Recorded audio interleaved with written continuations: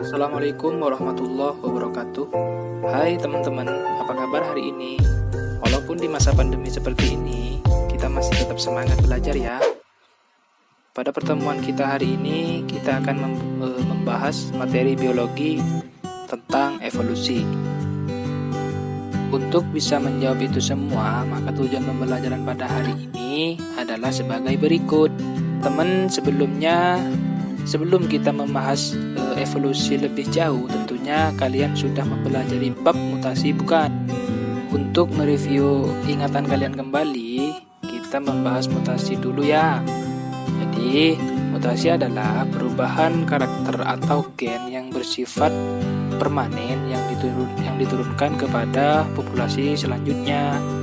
Mutasi ini sangat berdampak pada evolusi. Jadi, evolusi dan mutasi kaitannya sangat erat sekali.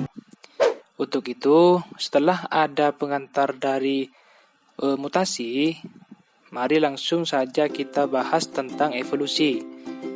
Jadi, evolusi merupakan perubahan yang terjadi pada makhluk hidup secara perlahan-lahan dalam kurun waktu yang lama. Evolusi ini secara disadari atau tidak disadari terjadi pada makhluk hidup. Evolusi ini berlangsung secara perlahan-lahan, step by step, dan waktu yang sangat lama. Tahukah kalian bahwa para ahli evolusi biologi telah membagi evolusi menjadi dua macam? Apa saja, yaitu evolusi progresif dan evolusi regresif. Lalu, apa saja sih perbedaannya? Yang pertama, evolusi progresif. Evolusi progresif adalah proses perkembangan populasi makhluk hidup menuju kesempurnaan. Contoh dari evolusi ini adalah burung fish yang ada di Kepulauan Galapagos yang memiliki paruh yang berbeda-beda, menyesuaikan dengan makanan yang ia dapat. Yang kedua, evolusi regresif. Evolusi regresif ini kebalikan dari evolusi progresif. Evolusi regresif merupakan proses perkembangan populasi makhluk hidup menuju kepunahannya. Contohnya seperti dinosaurus yang sudah tidak pernah kita jumpai dan jerapah yang memiliki leher pendek. Baik, langsung saja kita membahas yang selanjutnya ya, yaitu tentang prinsip-prinsip evolusi. Prinsip-prinsip evolusi dibagi berdasarkan skala perubahan dan hasil akhirnya. Berdasarkan skala perubahannya, evolusi dibagi menjadi dua. Yang pertama, evolusi makro dan evolusi mikro. Makro artinya besar, jadi evolusi ini menyebabkan terbentuknya individu atau populasi baru.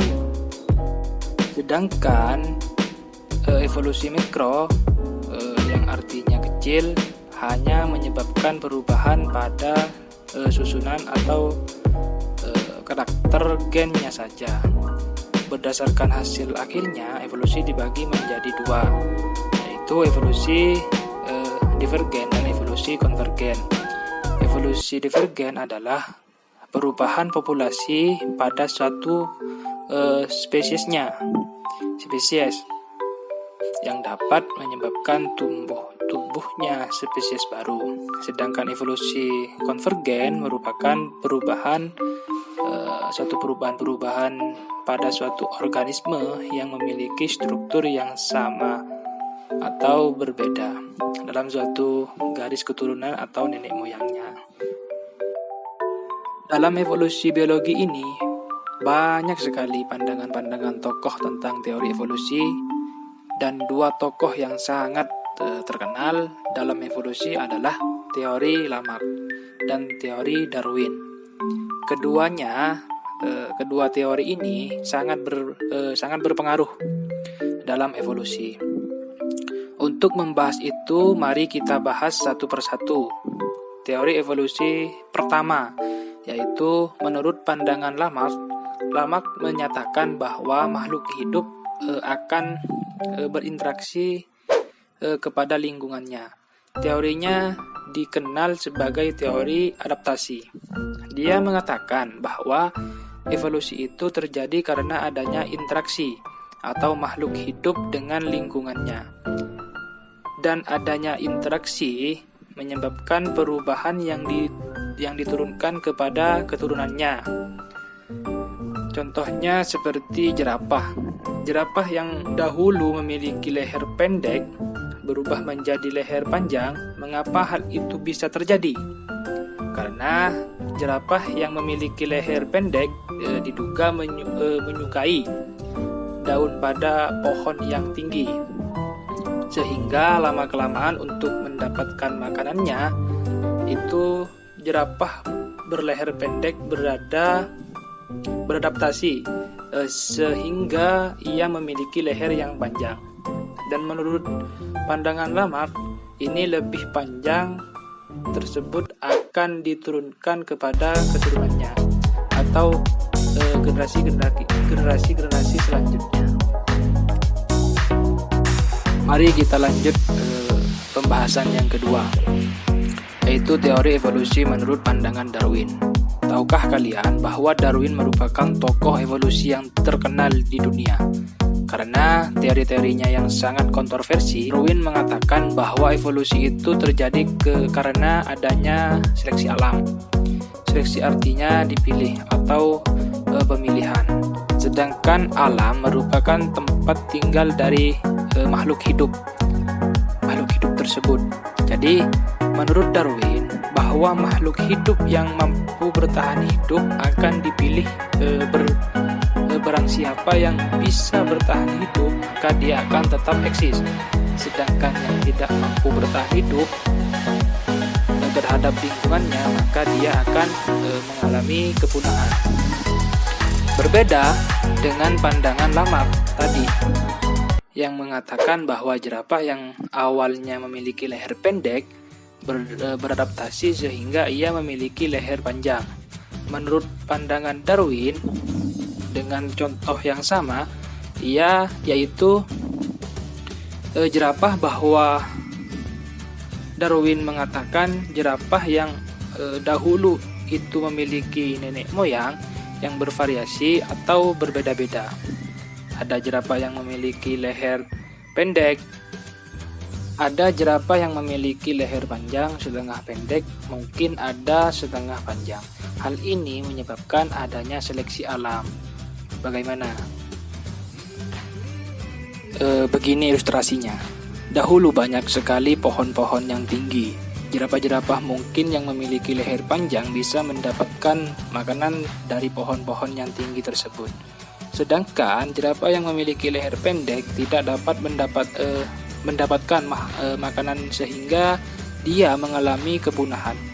Oleh karena itu, jerapah tersebut mengalami seleksi. Darwin mengatakan bahwa di dalam suatu evolusi itu harus ada variasi. Variasi merupakan suatu keniscayaan yang harus ada seperti yang ada di dalam kehidupan kita. Tentunya kita perlu variasi dong, ya kan? Setiap orang bervariasi, mulai dari jenis kelamin, bentuk rambut, bentuk tubuhnya, dan lain sebagainya. Oleh karena itu, para tokoh evolusi biologi cenderung lebih setuju pada teorinya si Darwin. Karena apa? Karena dapat dikaitkan dengan bidang-bidang yang lainnya. Para ahli berpikir untuk melakukan penelitian atau membuktikannya sehingga terdapat bukti yang menunjukkan adanya evolusi pada makhluk hidup. Evolusi pada makhluk hidup itu akan terjadi dalam waktu yang sangat lama. Pasti terjadi ketika makhluk hidup melakukan kehidupan di dunia, walaupun berlangsung secara perlahan-lahan, sehingga terkadang evolusi pada makhluk hidup ini tidak disadari oleh makhluk hidup tersebut bahwa dia telah berevolusi. Langsung saja dibukti adanya evolusi yang pertama, ditunjukkan ke ranah adanya fosil.